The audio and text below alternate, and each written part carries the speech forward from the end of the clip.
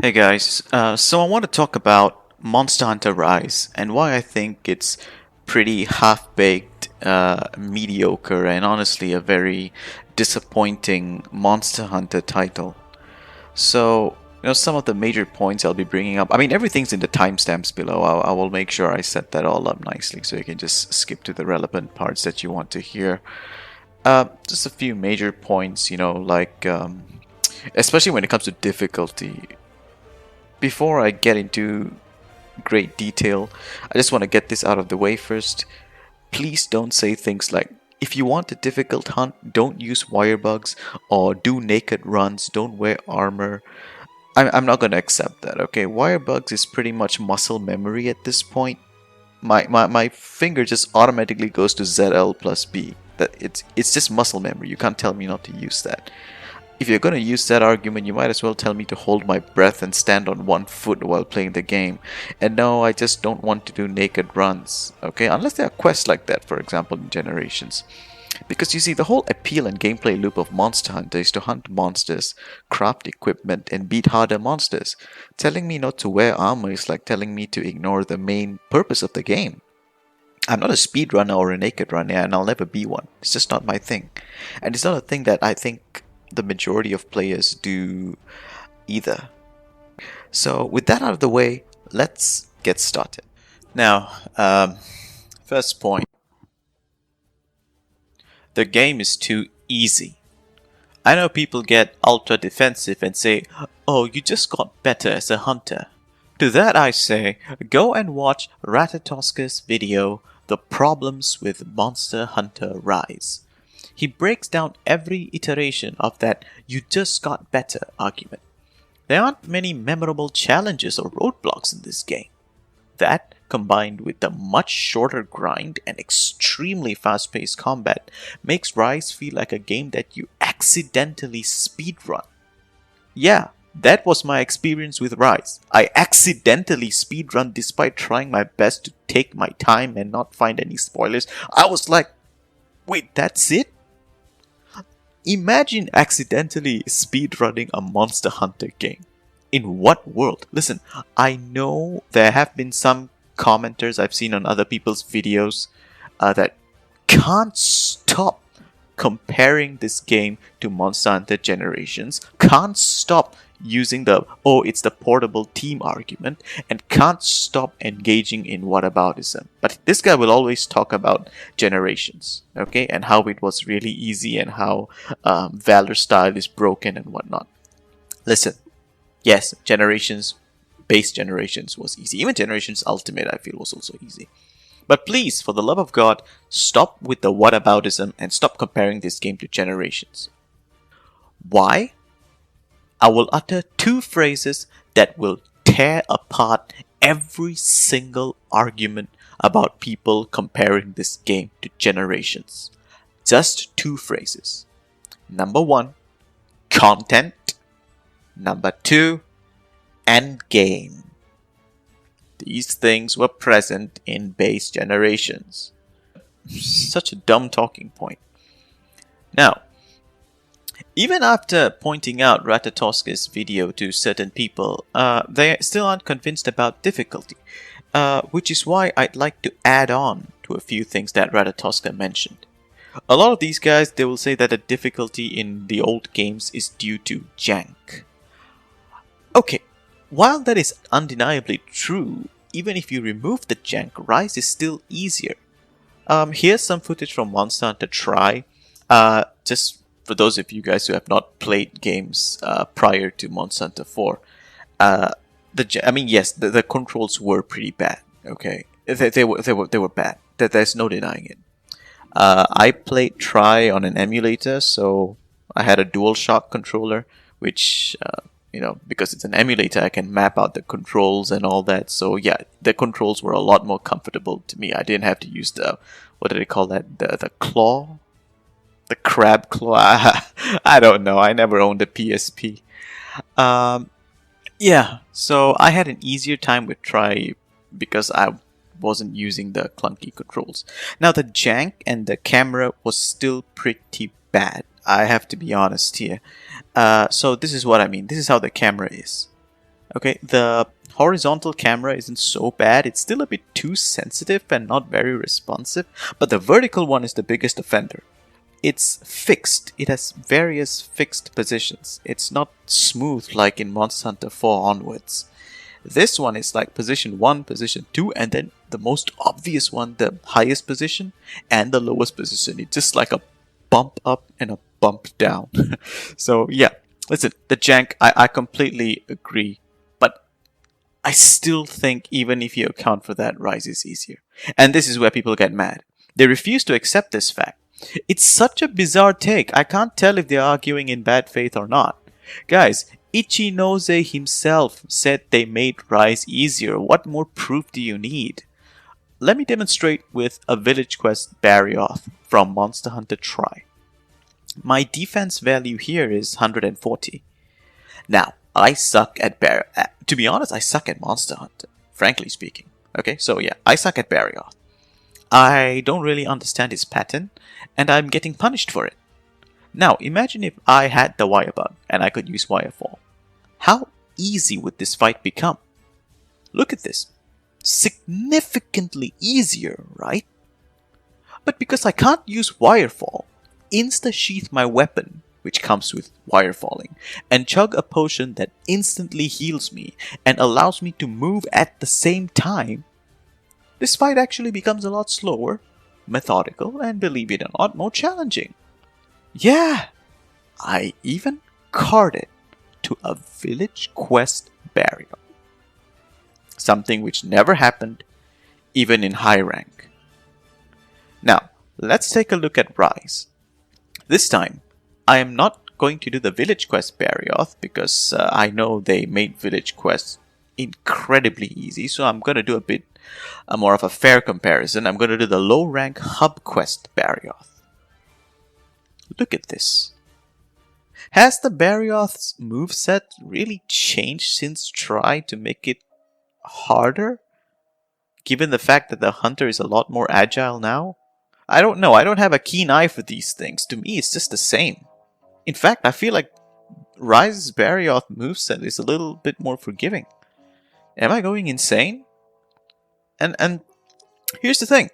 Look at this. Am I being punished for playing badly? No. No, I'm not. I'm just wirefalling and instantly healing, instantly sheathing my weapon, and my health is back to full. This is with 140 defense as well. There is no dance with the monster, there is no learning the monster's movesets, there's no punishment. It's just mindless hacking and slashing and hacking and slashing and the occasional wirefall and the instant sheath and instant potion chug.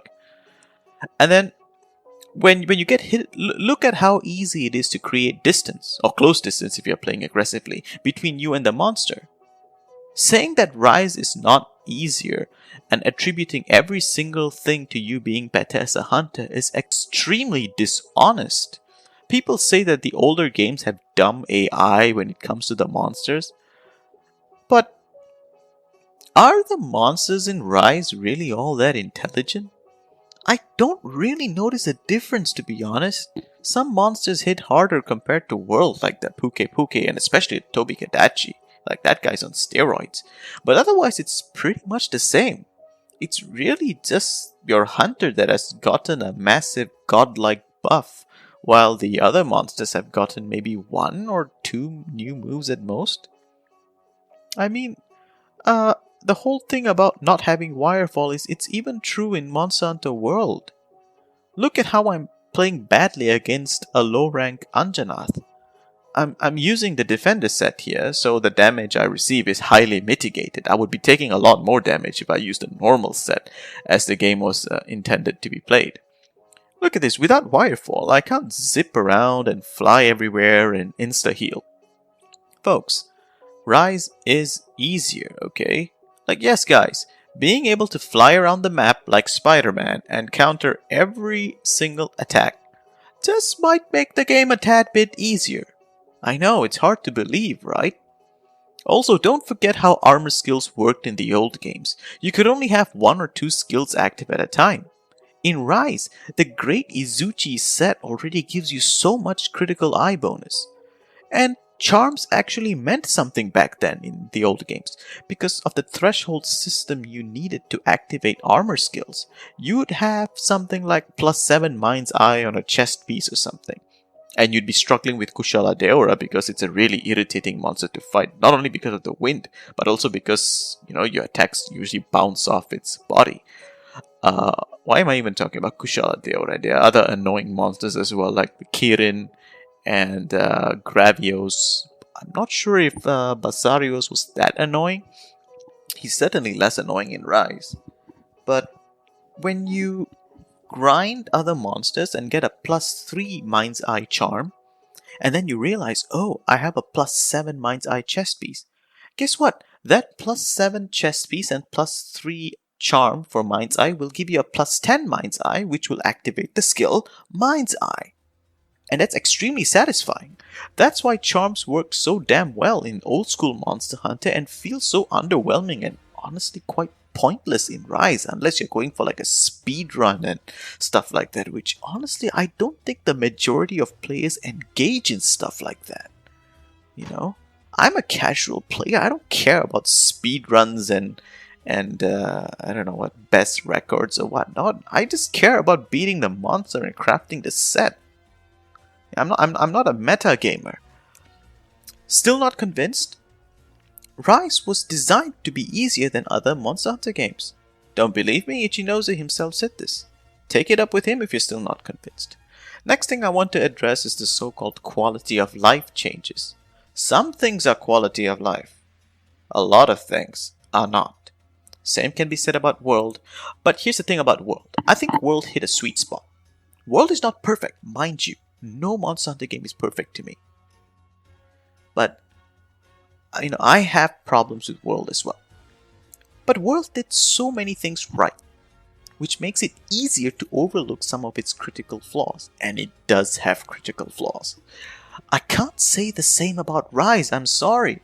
Now, a true quality of life change is something like the Hunter's Notes. Where you can see the hit zone values, the weaknesses, and the item drop rate.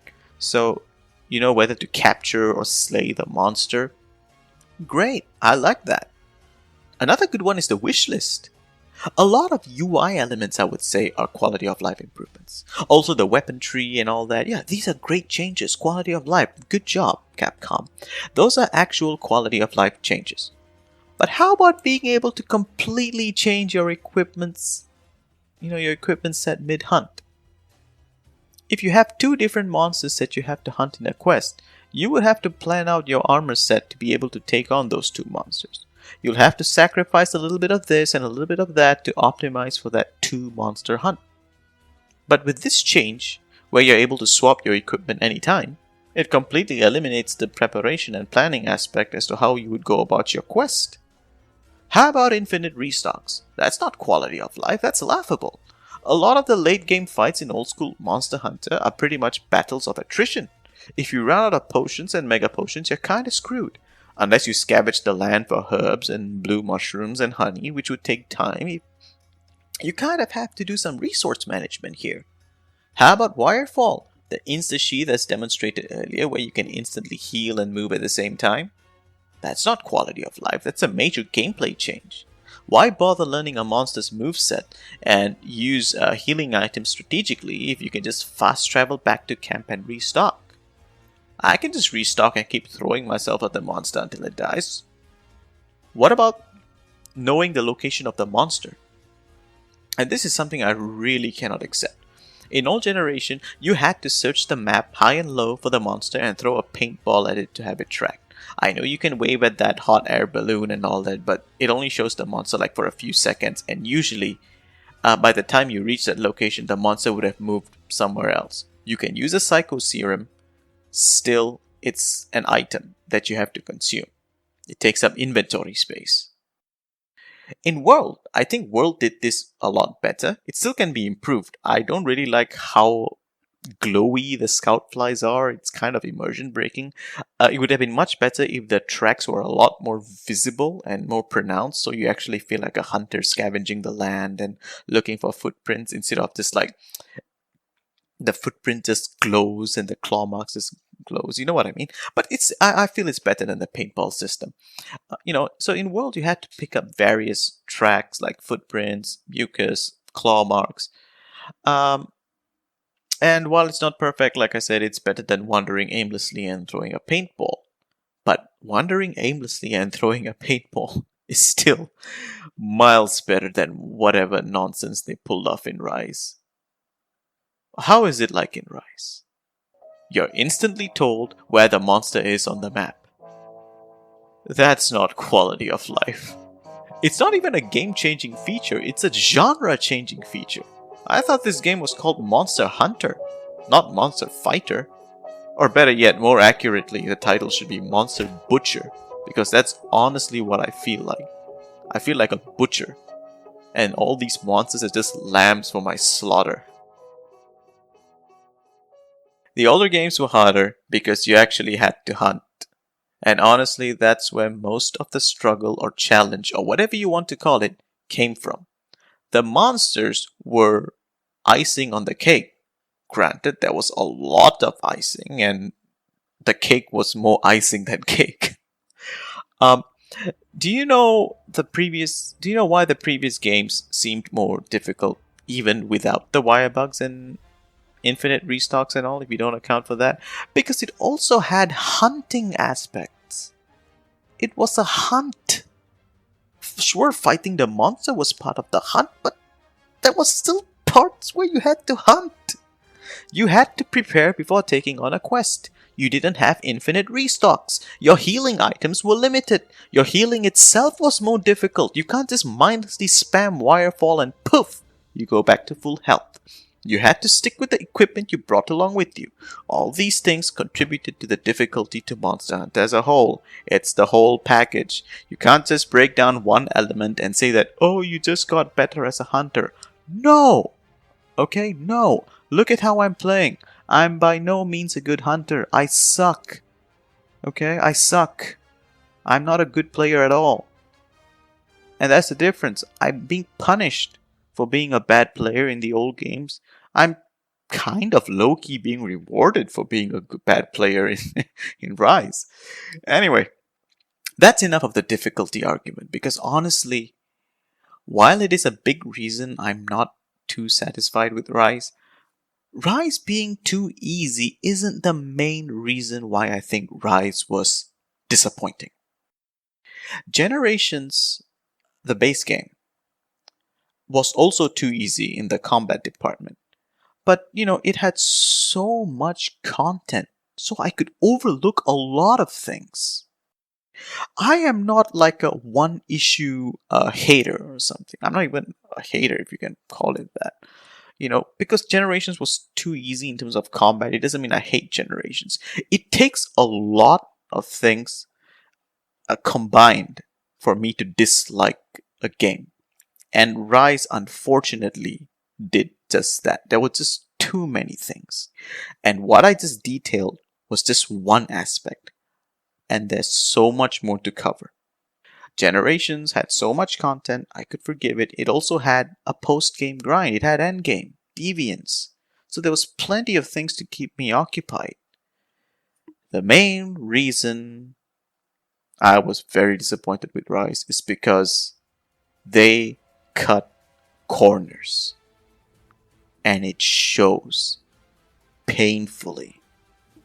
Let me get into that. Now, what do I mean by cutting corners?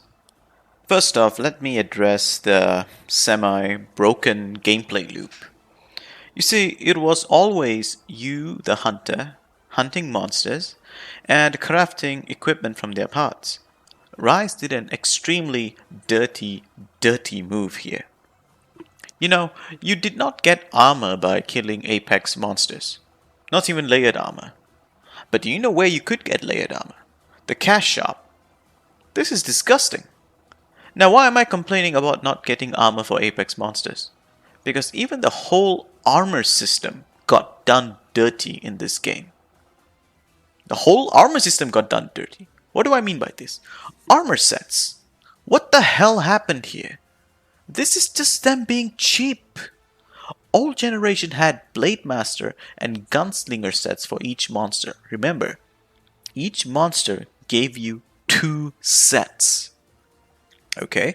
While Monster Hunter World scrapped that, at least they replaced it with alpha and beta sets for each monster.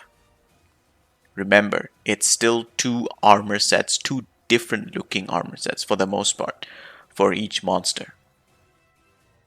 The balancing concepts may vary, but still, for fashion hunters, you want to make a nice looking layered armor set.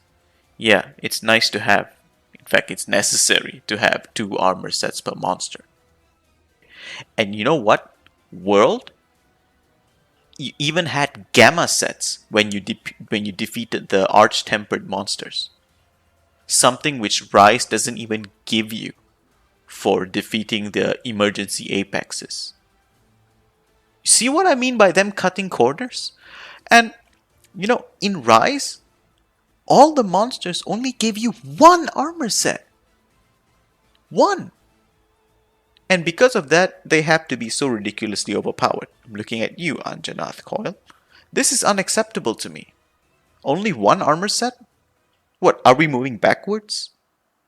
They monetized the hell out of this game, guys. They monetized the hell out of this game. But they cut the number of armors in half. In half! World was monetized too. Damn, man, monetize all you want. But did you really have to remove half the armor sets from the game? And then they spit on our faces with no armor for apex monsters. Not even for emergency apexes? Not even layered armor? I could have forgiven all of this if we had alpha and beta sets. But no alpha and beta sets? No Gunslinger Blade Master? And no armors for apex monsters while Generations had their own beautiful looking sets for deviants? This is mediocrity. It's so half-baked. It's obvious they cut corners here. See what I mean? This just adds salt to the wound. I'm already stung by the difficulty of this game. This just makes it worse. Generations had deviant armor. And this one irritates me as well. This particular argument. People who say, what about just playing the game or beating the monster for the fun of it? Why do you need an endgame or blah blah blah, Dude, this is Monster Hunter. This isn't Dark Souls or Bloodborne or Sekiro where there's a nicely laid out story and you complete it, you beat the game. This is Monster Hunter. The fun is derived from the drops, the carbs, the gear you craft from them, the fights you optimize your gear for. It's Monster Hunter. Are we playing the same game? Also, where are all the people who want to compare Rise with Generations now? Silent, huh? How convenient. And here's the thing, when I bring up the topic of cut corners, people bring up Monster Hunter Tri. Jesus Christ, why are we going backwards? Is this really where we want to take the series? Fine, let's talk about Tri. I agree. Corners were cut in Monster Hunter Tri.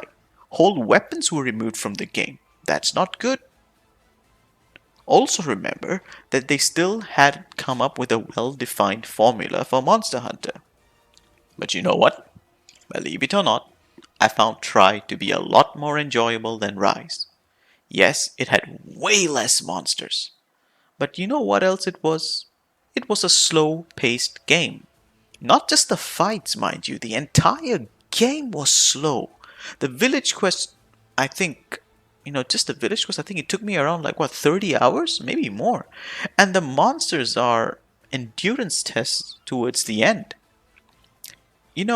Before I had a good set, which I had to farm a lot for. Remember in the Barrioth video I was showing, comparing the 140 defense value? Do you know how much I had to farm and grind in Monster Hunter Tri to even earn that set? Keyword here being earn. Yeah, I had to take on various quests, grind for materials, and finally it felt so satisfying when I got a set with only 140 defense. In Rise, I just hunt like 2 Agnosoms and I already have 140 defense. So, yeah, Rise just gave it to me like candy, whereas Try I had to work for it. So, before I had a good set, a good weapon, it took me like 30 minutes to beat Rathalos for the first time with a lance. That guy hit me so hard, I blew through all my mega potions. And not only all my 10 mega potions, my 10 extra potions as well, which I combined with honey to turn them into mega potions, which means that I blew through 20 mega potions. That's how punishing Rathalos was when I was inexperienced. This whole set I had to farm just to counter him. Gathering was really important. The thing people don't get when they talk about Try, when they compare it to Rise and give excuses for Rise cutting corners, is that Try is not a boss rush game. Monster Hunter back then was more of a hunting simulator than a turn your brain off and beat the punching bag to death type of game. Go and watch Jacob's video, How Monster Hunter Forgot Its Genre. It's a really good video. Alright, go watch it, subscribe to his channel, and the usual thing. Okay? Now, comparing Rise to Try is comparing apples to oranges. Try is a hunting simulator. Rise is a boss rush. Very different design concepts. That is like comparing Sekiro to Dark Souls 1, maybe. You can't do that. Very different design concepts.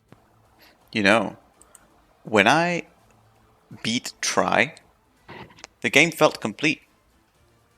I can't say the same about Rise. Even in Monster Hunter World when I beat Xenojiva, the game felt complete. Here's the thing. Try could get away with having less content because it was punishing. And I'm not only talking about the fights, I'm just talking about the overall pace of the game as well. It was punishing, it was slow paced, and you know what? Resources were scarce. Your village was nothing in the beginning. You actually had to go on sort of like expeditions and hunt small monsters, collect stuff, and actually build up your village and build up your farm. It actually kind of felt like a mini adventure. Rise, because it is a boss rush, which removed a lot of the hunting simulator elements, it needs 1,000 times more content because of how fast you plow through the game. This is why Generations could get away with being very easy, because Generations had so much content. I guarantee you, if Generations had the same amount of content that Rise had, it would feel short. But the thing is, even Generations still had hunting aspects. So Rise actually needed even more content than Generations to feel complete. This is a design decision that made them shoot themselves in the foot, really. It's really just shooting themselves in the foot, when they decided to make Rise as fast paced as it is. And I'm not being hyperbolic when I say that if Rise was slower paced and more punishing, it can get away with having just half the number of monsters it currently has. And I mean it because Try had a lot less monsters, but it was so satisfying and it felt complete. Yeah, that's honestly how I felt about Try. About multiplayer. Multiplayer is just awful, man. Listen, guys. I fell in love with Monster Hunter specifically because of multiplayer. Nothing felt better than, teaming up with other hunters and taking down a monster. It felt like each one of us had a role to play. In Rise, I don't play multiplayer at all unless it's a rampage. Why? Here's why. I can't fathom why they went ahead with the decision of allowing you to bring your pets into multiplayer hunts. Like, I get it if it's just 2 players plus 2 pets, that will total to 4. I can get behind that. But 4 players? All bringing along their pets? That's 8 freaking freaking characters wailing away at the monster. What are you doing, Capcom? I mean, it's not so bad with the cats because they are tiny, but holy shit, the freaking dogs, the palamutes, they're big. They keep jumping up and down and expanding that umbrella and just spinning around everywhere. And the particle effects are wild. I mean, look at this poor thing. This is abuse. This is animal abuse. Okay? You poor somno cat, come to Papa. Okay? And it's just too much. Here's another incredibly stupid thing. You see, there are three types of particle effects. There's blood, there's sparks, and there's the elemental or status effects that you inflict. If you have a poison weapon, you'll see like those purple bubbles. If it's a fire weapon, you'll see some flames when you hit the monster. You know, you'd think that opening up the options menu and selecting less particle effects would tone down, or better yet remove, the sparks and elemental effects altogether, right? Nope. Guess what they went ahead with? Instead of removing those really annoying sparks, which has a lot of bloom and glow effect to it, guess what they removed? This is like a 600 IQ move. They removed the blood splatter. The least of all the problems. This was such a facepalm moment for me. I can't even begin to describe how dumb this whole thing feels. And by the way, the next clip perfectly illustrates what a 4-player hunt in Rise feels like. You guys need to back up. I can't see the cars. Okay, back up, guys. You can't see the cars. They got the fuck out of the way. I can't see. There are cars there, motherfucker. Get out of the way. They're stopped for you, dude. We're blocking. Now let's talk about Rampages. I think it's a good effort that they tried something new, so I'm not going to be too harsh here. But boy oh boy, this was an experiment gone wrong. Okay, first off, difficulty. You have to try really hard in order to fail a rampage. Also, doing it solo is incredibly boring. It's clear that rampages were designed around multiplayer. But even in multiplayer, I found it boring. I guess it's mostly because of a quantity over quality issue. Rampages just looked so incredibly stupid. I care about immersion in these games, man. Like, there's nothing more immersion breaking than watching 12 Ragnakadakis walking mindlessly to the gate and, I kid you not, fade out of existence when the hunter deals enough damage. Like, do you know how stupid that looks? I mean, wouldn't it be a lot better if instead of 20 Ragnakadakis, we had one, just one, huge Ragnakadaki, like the size of Lao Shenlong or Zora Magnaros or something, slowly creeping its way to the gate, and all the hunters are panicking and trying to put it down. You know, like Godzilla or King Kong, you know, like those 1950s cheesy horror movies where there's like some giant bug terrorizing the city and stuff. Like, that would be so much more fun and put the monster in monster. You know? Like, come on, give me quality and not quantity. Okay? This would be so much more epic, as it would give the monster a much more intimidating feel. You know, spamming 20 monsters in an area just cheapens the whole experience and ruins the atmosphere. Like, I don't have any respect for the monster anymore. Like, guys, I am kind of scared of spiders. Okay, so the first time when I fought Ragnakadaki in an actual map, I was like, oh no, this is gonna be bad. Yeah. But then when I see them spam 20 of them in the rampage, just mindlessly walking towards the gate and disappearing, you know, fading out of existence, I'm just like, okay, man, this monster isn't intimidating anymore. It just feels cheap. Like, yeah, it kind of ruined the atmosphere for me. Like, that is my main problem with the rampage. It isn't even the difficulty. Like, yeah, whatever, man. It's a siege fight. I don't think any siege fights, like Lao Shenlong or Zora Magdaros, were meant to be were meant to be difficult. You know, it's mostly for a spectacle and atmosphere. But it fails miserably at that. It had one job and it failed. Like, yeah, that's my problem with Rampages. So let's talk about Zora Magdaros. So I created a new character in Monster Hunter World. I mean, I've already beaten Iceborne and all that, but this time it's just based world. Because I'm not going to compare it with Iceborne because that's unfair. It's G rank and all that. So I'm also not going to bring up the Clutch Claw. And if you're going to compare wire bugs with the Clutch Claw, please stop. We're comparing base game to base game. Monster Hunter World did not have Clutch Claw, it just had mantles, which is broken in and of itself. I'll get to that later, but I still don't think it's as bad as the wire bug, because at least the mantles, you had a long cooldown, you know? The temporal mantle, you take a few hits, yada yada, and then it's pretty much on a long cooldown. Now, that's part of the difficulty section anyway. I don't want to mess things up here. So yeah, I created a new character in Monster Hunter World and I fought Zora Magdaros. Now it was by no means a difficult fight, it was easy. And yeah, it was kind of dull, but you know something?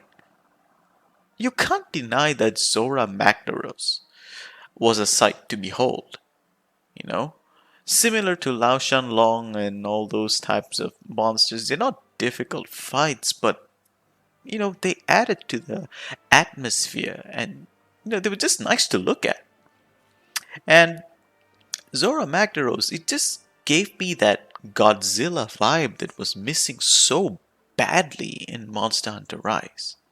Oh, by the way, guys, based on this footage, do you guys also remember having to actually load a ballista with ammo? Remember having to load the cannons with cannonballs? You know, so that cannons actually feel like, I don't know, cannons? We had armors like the Lock set to help with transporting these heavy load and all, you know. They got rid of all of that in Rise. Now they just fill themselves and it's just like... I mean, the Rampages in Rise is just a mindless shooting gallery and doesn't feel impactful at all. It's trying to be a first-person shooter or a third-person shooter, a tower defense game, and an action game all at the same time, and it fails in all three categories spectacularly. Because of how mindless it is, there's just no feeling of jolly cooperation with your fellow hunters. It's just dry, dull, and uninspired.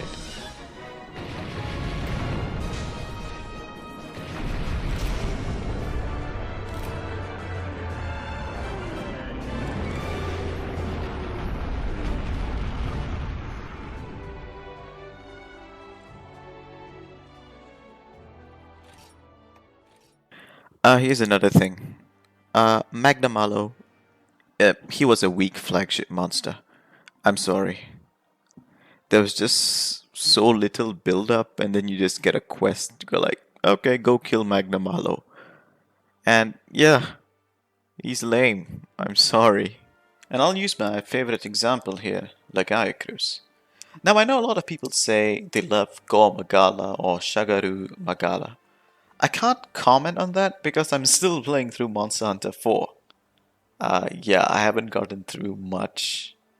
And, you know, so far I'm actually pretty impressed by the build-up for Gormagala. I haven't reached the part where he transforms from Gore into Shagaru, but I have passed the part where I got attacked on the boat in that thunderstorm. Man, what a fight that was. This guy says... to be honest, the portable team isn't known for build-up like the Fated 4. I mean, what is it with people using portable team as a defense? I don't get it. Like, oh, it's made by the portable team, so it's meant to be a pick-up and play. It's one of the arguments I've heard before. Oh, it's made by the portable team, so it's meant to be this and that and yada yada yada. What is this? When did this happen? It sounds like copium to me. Do you have any idea how incompetent this makes them look? Dude, Capcom, you're a video game company. You make games, people buy them. If they don't like it, You can't tell them, "Oh, sorry, it's the portable team, you know. Please don't expect a decent build-up to our flagship monster, Magnamalo." Like, and the whole portable team excuse is so bizarre. Like, what does having a good build-up to your flagship monster got to do with portability? Like, I can understand having shorter hunts. Okay, pick up and play, okay, whatever. You want the hunts to be short, 10 to 15 minutes. Like, that kind of makes sense given how fast-paced Rise is. But a good build-up? A decent challenge? Not making the armor so overpowered? Having 2 armor sets per monster, you know, like every other Monster Hunter game before it? These things have absolutely nothing to do with portability. I refuse to accept this. Let's watch the introduction cinematic of Monster Hunter Tri together.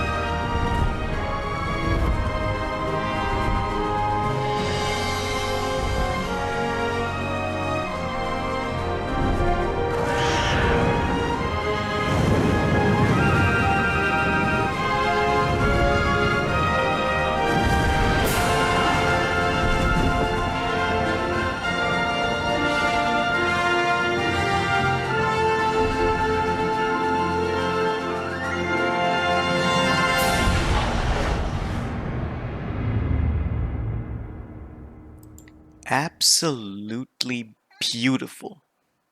You know, Monster Hunter Tri wasn't even my first Monster Hunter.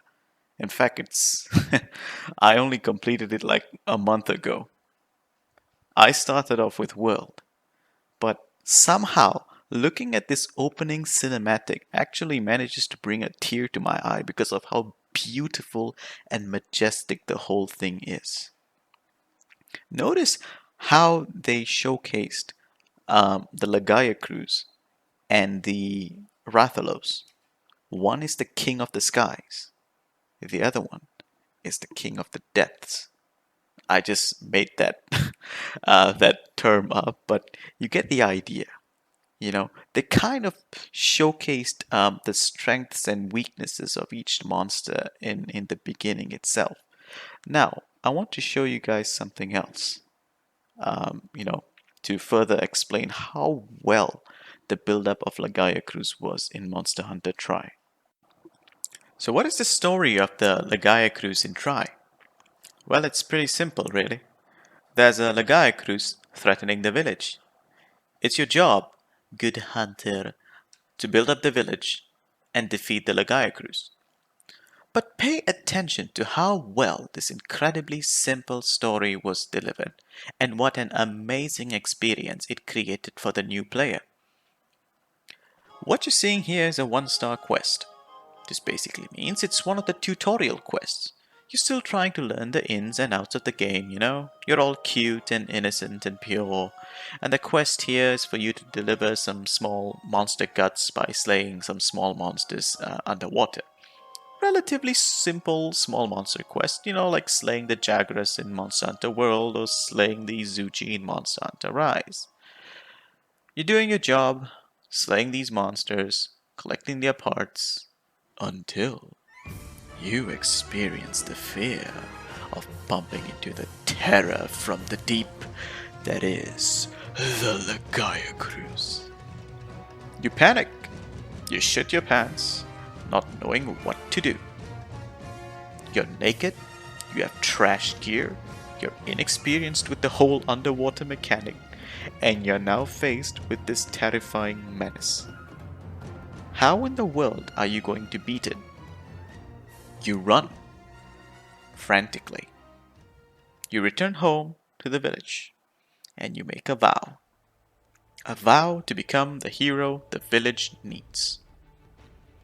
So you work to make a name for yourself. You go on lesser hunts. You hunt monsters, craft gear from their parts, use it to hunt harder monsters. You rise through the ranks, and eventually, you're powerful enough to reach a point where you're strong enough to not to defeat, but repel a Lagaya Cruise. So you do that. You dance with the Lagaya Cruise, and he flees. You have just given hope to the village. You go on a few hunts, hunting different monsters, but then later, this very Lagaya Cruise comes back with a vengeance. It's personal, baby. This time, it is a dance to the death. You slay the Lagaya Cruise, and it's mission accomplished. Bravo. Guys, do you have any idea how satisfying that entire arc was? It's so simple, yet so genius. In fact, it's so genius that I'm willing to bet that if it was the portable team that developed Monster Hunter Tri, they would have done everything in their power to work against having such a build-up in the final game. I'm not even sure if I'm being hyperbolic at this point, you know. What's the build-up for Magnamalo in Rise? Okay, you complete the Rampage, and Magnamalo carries an Arzuros in its mouth and throws it on the ground, and you retreat? And, like, that's it. And then the next quest, your objective is to slay the Magnamalo. I mean, sure, they play your standard introduction cutscene, and like that's it. Like, that's it? Come on. It's so lame. I mean, I'm not saying Monster Hunter World had any great build-up, but at least there was a part where we had to repel Zora Magnaros, and then we had to defeat Zora Magnaros a second time, and then, you know, we had to drop the stalactites, and then this Nergigante who will come to interrupt our hunt with Zora Magnaros. I mean, it's not really that great. I mean, definitely nowhere near Tri's level of genius, but, you know, it was still something. This is just like what?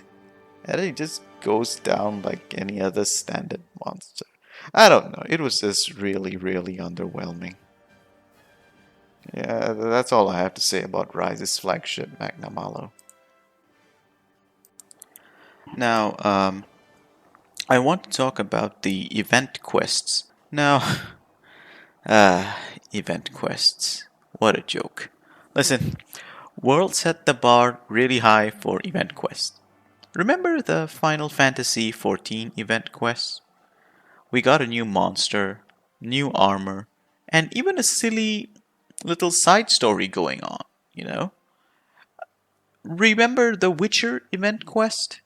Where you play as Geralt of Rivia, finding the monster tracks, and then rescuing the Puke Puke, meeting with the Gajalaka chief, and then fighting the Leshen. It was awesome because I've played The Witcher 3 before playing Monster Hunter World, and I loved The Witcher 3. The mini story in The Witcher event quests in Monster Hunter World was really wholesome, especially if you rescued the Puke Puke. It's like, I've seen some comments on YouTube saying that I will never ever kill a Puke Puke again. That's actually pretty funny. But yeah, that Puke Puke was fighting alongside you to beat the Leshen, Good times, man, good times. I miss Monster Hunter World. I know the older games didn't have that level of epicness when it came to event quests. It was mostly just some fun challenges and some really nice layered armor. But for Rise, I really wish they tried, man. I really wish they tried. So many times we get the stupid stickers and gestures to the point where it has become a meme within the community. Don't get me wrong, there have been good ones like Sonic the Hedgehog, the Street Fighter Emergency Apex quest, although the Emergency Apex quest should really have given us at least a layered armor for taking on such challenging content. Here's another really disappointing thing as well. Look at this. This is a tweet that I saw. I mean, it got recommended to me. And people have created like a Minecraft skin and Thomas the Tank Engine in Monster Hunter Rise, the PC version. People have managed to mod the game. And the modders don't get paid. The devs do. And yeah, like the fans are able to create content while we, the Switch users, I'm not buying this game on PC again unless I actually see an improvement in Sunbreak. Then I would consider giving my money to Capcom, because this has been quite a letdown so far.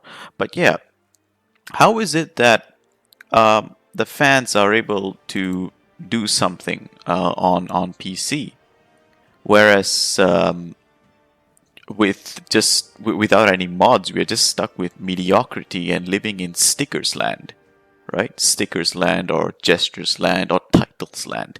That's really all we have. And then who said they can't add new monsters? Like, why can't we have a variant of Gos Harag like what we see here? This is just I know this is like a silly recoloring of Gos Harag, but yeah, this is a fan-made mod to make it look like Winnie the Pooh, and it's actually kind of cool, really. Just imagine you had like a collaboration with Disney, Winnie the Pooh. But yeah, I mean, I can see why Capcom wouldn't want to do a Winnie the Pooh collaboration, because they might lose a lot of social credit points, if you know what I mean, for beating up Winnie the Pooh. But yeah. Honestly, talking about event quests is like beating a dead horse at this point. I don't really care much for event quests. They're a fun little distraction and should not be the focus of the game. Here's another thing I take issue with. The fact that some people who claim that the community has gotten toxic, yet act in a very toxic manner. These are the people who keep shitting on the Western audience. Stop it. And I say that as someone who's Asian myself. You call them toxic for criticizing the game and say dumb shit like, oh no, they ruined the community. Hey, idiot. They did not. If anything, it is you guys who are ruining the community by getting ultra defensive when people point out the valid criticisms about the game. It is your complacency that is ruining this franchise. Listen, I cannot stand the weeb mentality of defending and coddling everything that's Japanese. And Rise is full of weeb bait. Not that it's a bad thing. It just somehow creates this magical barrier that makes it immune to criticism. These are the same people that constantly shit on Monster Hunter World. Why? Is World really that different from Rise? Let's find out. It's slower than Rise, which immediately makes it closer to old generation Monster Hunter than Rise could ever hope to be. Isn't that what World haters were complaining about? That World isn't like old generation Monster Hunter. And then here comes Rise, which is nothing like old generation Monster Hunter except for aesthetics, map layout, and quest structure. That's it. See what I mean? The fact that it has a Japanese look to it suddenly makes everyone blind to the fact that World was actually closer to old generation Monster Hunter than Rise. Even then, speaking of aesthetics, did old generation Monster Hunter always have a colorful Japanese look to it? Not really. Generations 1 and 2 were not colorful at all. They were like desaturated green, brown, gray. Like, it had a color palette pretty similar to Monster Hunter World. And I think that's exactly what Monster Hunter World was trying to go for. Like, I get it. Japan is exotic, cool and all.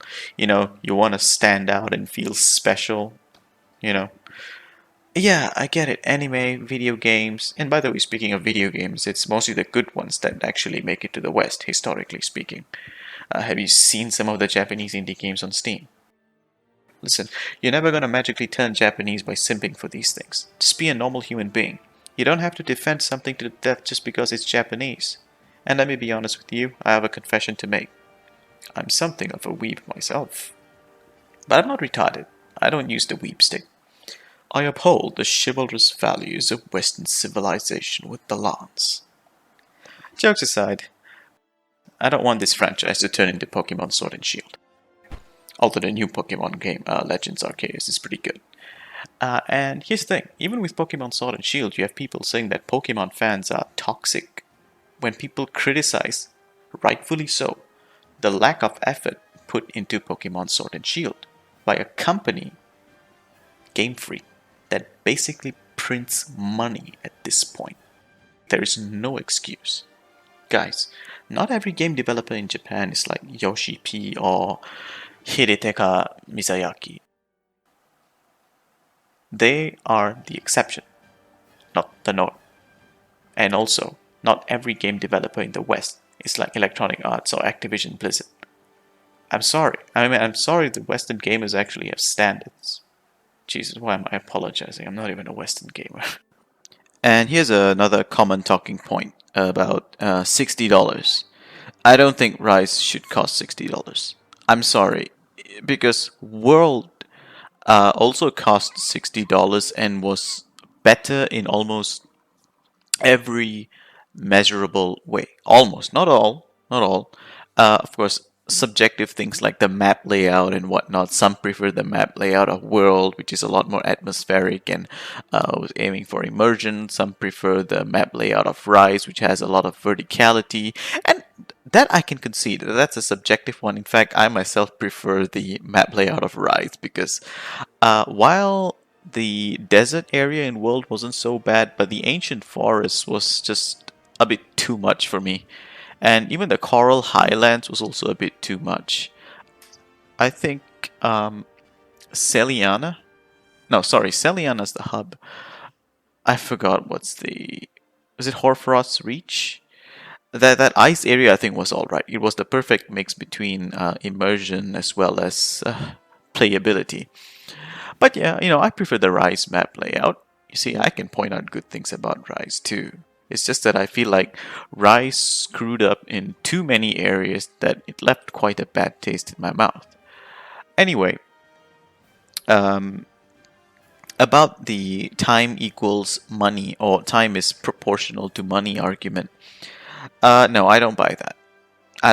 It took me about, I don't know, maybe 30 hours, 40 hours, I can't remember, to beat Sekiro Shadows Die Twice. It wasn't a very long game, at least on my first playthrough. But my god, I played it once, and it was immensely satisfying. Another short game was Resident Evil 2 Remake, which I think was one of the best games I've ever played recently. And that one I think was like, what, 20 hours? And yeah, I felt like I got my money's worth. Rise? Honestly, the amount of hours I spent on Rise was mostly just grinding. What was that? Thunder Serpent Narwa. Remember, and oh my god, man, you PC players dodged a major content drought because holy shit, people finished the game so fast. I think like within 2 weeks, so many people were done with the game already, and then the HR cap wasn't even unlocked. We were all stuck at HR7 for a month. So, I kid you not, I think in my Hunter's Notes, where it shows you how many times you've hunted Thunder Serpent Narwa, I think I've hunted it like almost 150 to 200 times. Do you think I enjoyed that? No, I didn't enjoy that. Do you know why I farmed it? So I can craft decorations. I wanted to craft every armor set and every decoration. And yeah, it was boring. And there was no reward for it. My hunter rank didn't go up, it was capped. I got nothing, and I got defender tickets, but what's the point? What, to use for melding? Charms are the most pointless thing in Rise because of how overpowered the armor sets already are. You know? I mean, I was grinding for charms like for a while, and then I was like, this is pointless, man. It's like, I already got so many good charms. What's the point anymore? There's no point. The armor skills and the decorations already do more than enough for me. It's not like any of these monsters are stuff that I have to optimize for. Of course, the emergency apex monsters are a whole different story. And the emergency apex monsters is what I would call good content. These are good event quests, okay? I know I complained about not having a reward and all that, but that's a side complaint, and I honestly think that the developers have given up on the base game. I think they've given up on the base game. They are trying to just fix everything in one shot in Sunbreak, and God, I hope they do that, man, because man, the amount of love that was shown to World and the amount of love that was shown in Rise, I mean, it's quite clear that World got a lot more love from Capcom than Rise. And, you know, I've already detailed my reasonings previously. Alright, so this whole time equals money thing, I don't buy it. It's not a valid argument. It doesn't hold any water. So when people say, oh, you know, you spent $60 and you have 300 hours in the game, I think it's money well spent. It may be for you, but I think for a lot of people it isn't. And yeah, that's basically what I want to say to people who talk about, oh, I have X number of hours in this game, therefore it is worth. Nah, I mean, I can watch paint dry for 24 hours. It doesn't mean that watching paint dry is good, right? So yeah, that's pretty much what I wanted to say regarding the time equals money argument. It's quite a bad way of looking at it. If you like the game, you like the game. I'm not saying you can't enjoy Rise. It's completely fine if you liked Rise. It's even fine if you liked it better than World. Each and every one of us has our own personal taste. Some like Sieges, like me. Some like Rampages. But do not say that we are entitled or toxic or being uncharitable or whatever weird stuff that some of you guys say who defend Rise to the death, like on a cringe level, where you say, oh, these are crybabies, all you guys are just not grateful to Capcom, like that level of simping. Yeah, that is what I take issue with. I don't take issue with people who enjoy Monster Hunter Rise. I take issue with people who attack community members for pointing out valid criticisms with the game. If you enjoyed Rise, good. More power to you. I just want to make that clear. because I'm not attacking people who like Rise. I'm attacking people who attack other people for pointing out valid flaws about the game. They are not toxic, they're being completely reasonable in their argument. Of course, there are stupid people who go overboard and all that, but most of the hatred and vitriol I see are towards those who criticize Rise from a place of love.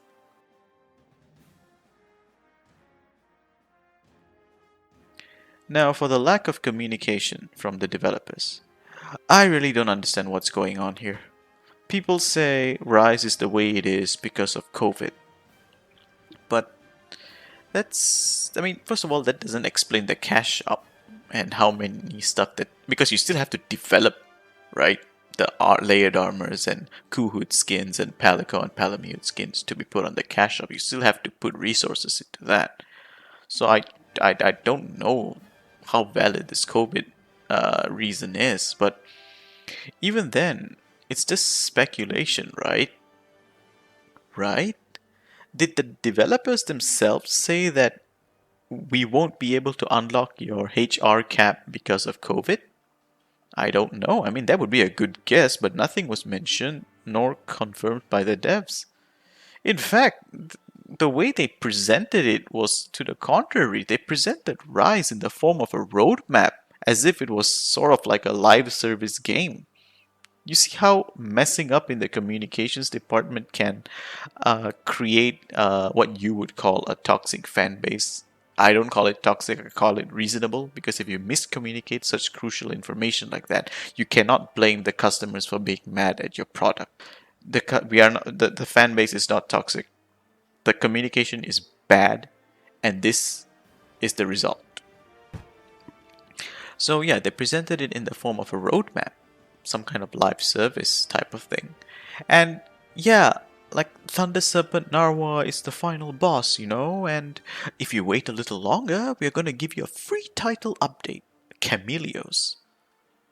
And honestly, when you look at it, it feels as if Camellios should have been in the base game from the start.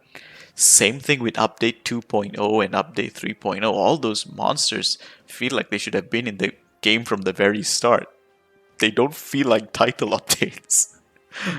And also, no Nintendo collaborations. Why? Like, no Metroid armor, no Zelda, and all those neat stuff we used to get.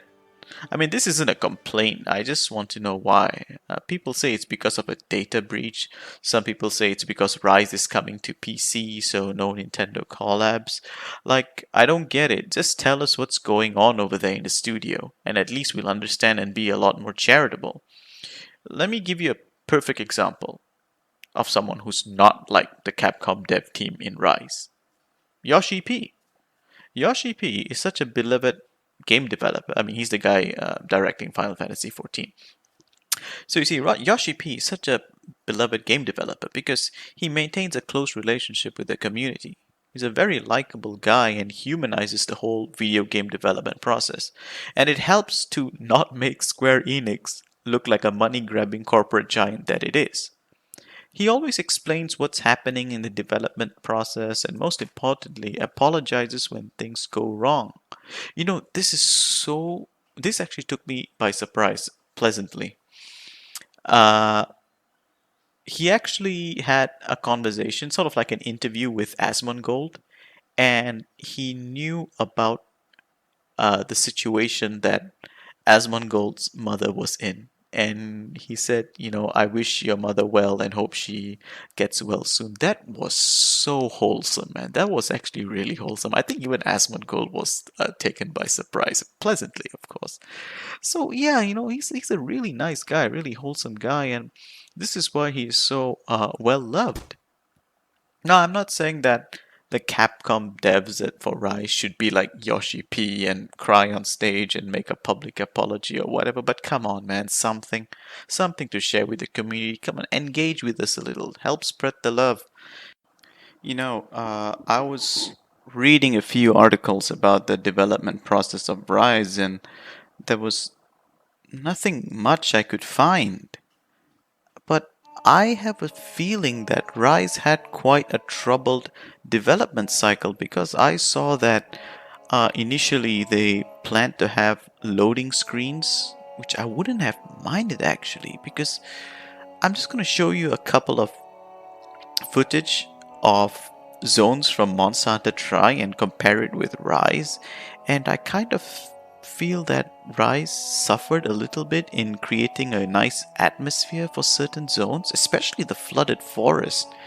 It felt a lot more flooded in Tri, and it just feels like some, I don't know, vacation, tropical vacation area in Rise. I don't know. I just feel like they might have been able to do a better job if they made separate loading zones. And I have a feeling that that was what they were doing initially until they just decided, oh no, we need to go back to the drawing board and do it all over again and rework the engine to make the whole thing a seamless sort of open world like how they had it in Monster Hunter World. And I don't know if that might have taken up a lot of time.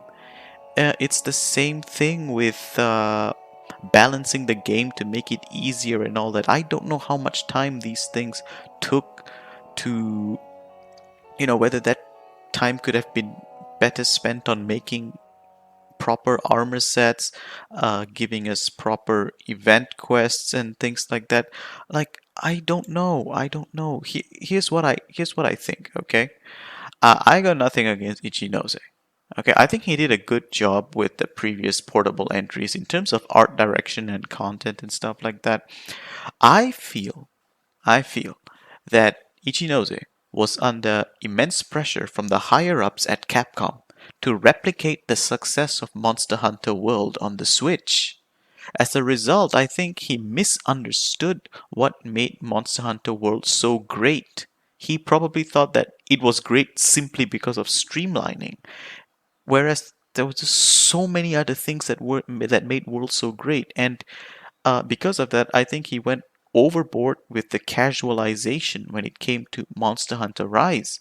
As a result, I think they completely miscalculated how quickly players would blow through the content. Okay, I mean, here's the thing. Like I said, I'm not expecting the devs to, cry publicly like Yoshi P, but yeah. Yeah, just talk to us, okay? Just talk to us, right? We are fans of the series. We love the franchise, and of course, we can be charitable and understand when things go bad or certain disasters strike and stuff like that. Yeah, that's all I wanted to say with regards to that. Now, I want to end this video on a positive note. So let's talk about my hopes for Sunbreak.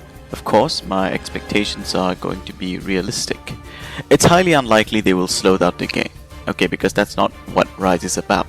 So I'm not going to expect that. I'm going to expect things that might spice up the gameplay while keeping true to the spirit of fast-paced gameplay.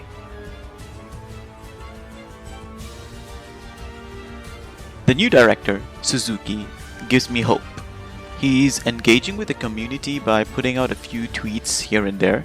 Maybe not as much as I'd like, but it's a step in the right direction and it's a very welcome move. First, they have to balance the difficulty. I think the Apex emergencies are what the wire bugs were meant for all along. There are so many clutch situations when fighting the Apex emergencies, so many breathtaking moments, where you're just like, oh shit, and the wire bugs just saves you at the last moment. Like, those moments are pretty sick. It's awesome. So I hope the Apex emergencies sort of like become the norm for G rank or master rank in Sunbreak. I know there are some of you who complain about the one-shot mechanics. Guys, it's really not a one-shot mechanic. The reason you're getting one-shotted is because you're treating this like a punching bag. You're treating these monsters like punching bags. The game has instilled terrible hunting habits into you. You must unlearn what you have learned. Okay, that was a terrible Yoda impersonation. Anyway, optimize your set. Upgrade your gear. Collect those spirit birds. Don't forget Mega Demon Drugs and Mega Armor Skin. Don't go for the DPS meta, guys, please. Don't min-max or whatever, just optimize your set properly and just go for the set that feels the most comfortable for you, okay? Try to build your set around the monster. Engage with the game's mechanics which you have been encouraged to neglect for so long. I think this is a good direction to take the game in given how fast-paced it is. Also, 2 or more armor sets per monster, please, Suzuki. This one should have been in the base game. This one is honestly, there was no excuse. You can't just delete half the content like that. Also, I think we might need more monsters than usual compared to other G-rank games just due to how fast-paced it is. That or a solid endgame grind. And Apex monsters should drop gear. I mean, making Apex grind similar to Deviant grind should be like one of the easiest things. You don't really have to think too much, you just keep spamming quest after quest after quest. It's not a great grind, but it's still a grind and you get some nice shiny gear as a reward. They had this in Generations, they can do it here. Siege fights. You don't have to remove Rampages, but improve upon them. Throw in a siege fight or two. You know, like long forgotten monsters like Dalamador, Yamatsu Kami, and you know, those types of things. The engine has been fully developed now, so I don't think that whole troubled development thing will get in the way. So I do have hope for that as well. So since the engine has all been kind of ironed out, you kind of just need to make new monsters, maybe create a siege fight or create the framework for a siege fight and stuff like that. I'm pretty confident. I like Suzuki and the stuff he's been putting out lately. So yeah, with that I'd like to end this video. Thank you for watching, guys, and let me know what you think. Cheers.